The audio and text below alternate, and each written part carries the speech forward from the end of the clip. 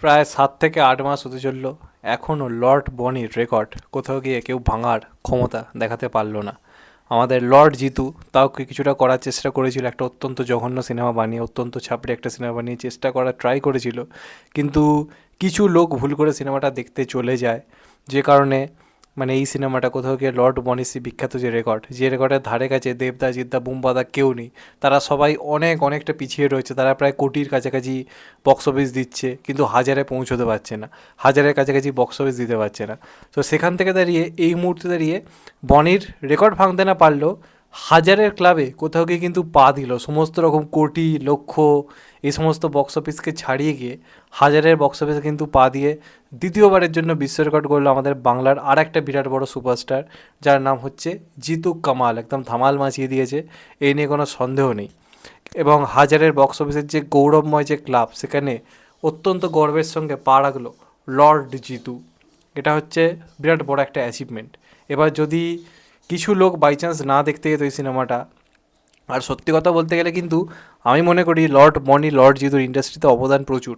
দেখো শুধু মানে খাদান যেমন কি গোটা বাংলার কথা ভাবলো, গোটা বাংলাতে গিয়ে প্রমোশন করলো, গোটা বাংলার হলে হলে এত লোক টেনে আনলো, বা বাদ বাকি কিছু সিনেমা মাল্টিপ্লেক্সে যে ভালো চলছে বা কারো সিনেমা সিঙ্গেল স্ক্রিনে ভালো চলছে, কী লাভ হচ্ছে এটা তো আপনারা বলুন তো? কাপলসদের কী হবে?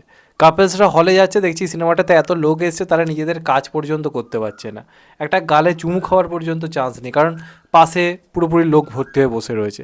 তো মানুষজন তো সিনেমা দেখতে যাচ্ছে না, তো এই কাপলসরা কী করবে? কাপলসদের তো একমাত্র পালিয়ে ঘোরার জায়গা, মানে অয় ফয় তো সবসময় বুক করা যায় না, তো এই গরিবের অয় হচ্ছে এই সিঙ্গেল স্ক্রিনগুলোর হচ্ছে যে ডিসি রুমগুলো। তো সেখানে যদি লোক আসতে শুরু করে দেয় তাহলে এদের কি হবে? এরা কি করবে?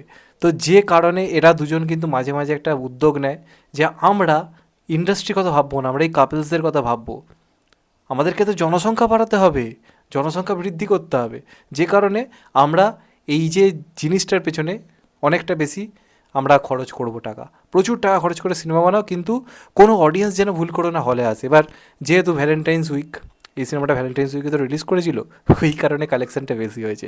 আমাদের বুঝতে হবে বনি কি ভুলটা করেছে। বনি একটা মানে নন হলিডেতে রিলিজ করেছিল রবিন্স কিচেন, যদি ভ্যালেন্টাইন্স উইকে আনতো না, বনির সিনেমা জেনে কত কাপেলস যে হলে যেত, অন্তপক্ষে 70-80 হাজার টাকা ইনকাম হয়ে যেত এই সিনেমাটার জন্য।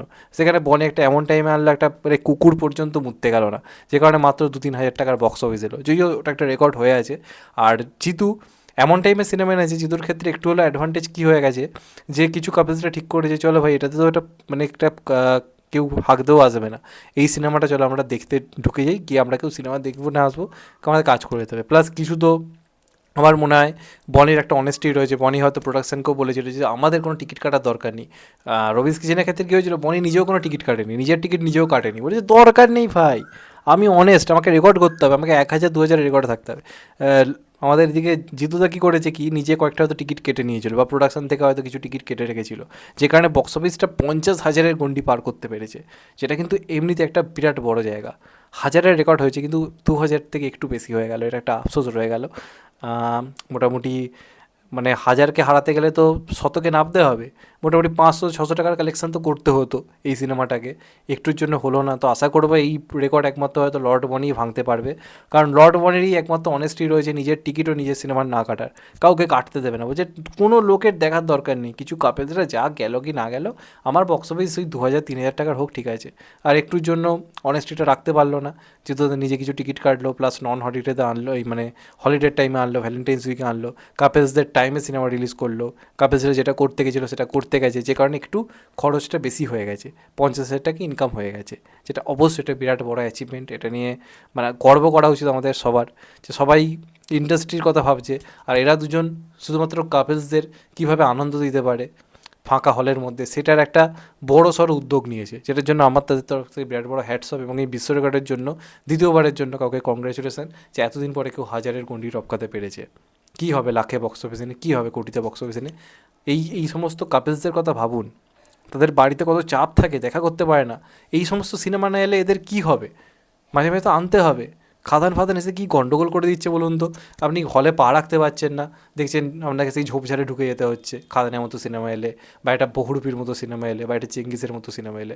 তো এদের কী হবে?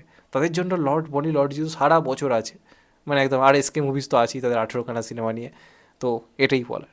যেই হোক, তোমাদের এটা নিয়ে কী মতামত অবশ্যই কমেন্টে জানিও। চ্যানেলটা নতুন হলে চ্যানেলটা সাবস্ক্রাইব করে দিও অ্যান্ড কেটে দেবে লাইকন। ভালো থেকো সবাই, টেক কেয়ার, নমস্কার। আবার দেখা হবে, এখনও তো পাই সবাই, ভালো থেকো, সুস্থ থেকো, টেক কেয়ার, আবার দেখা হবে, ভালো থেকো।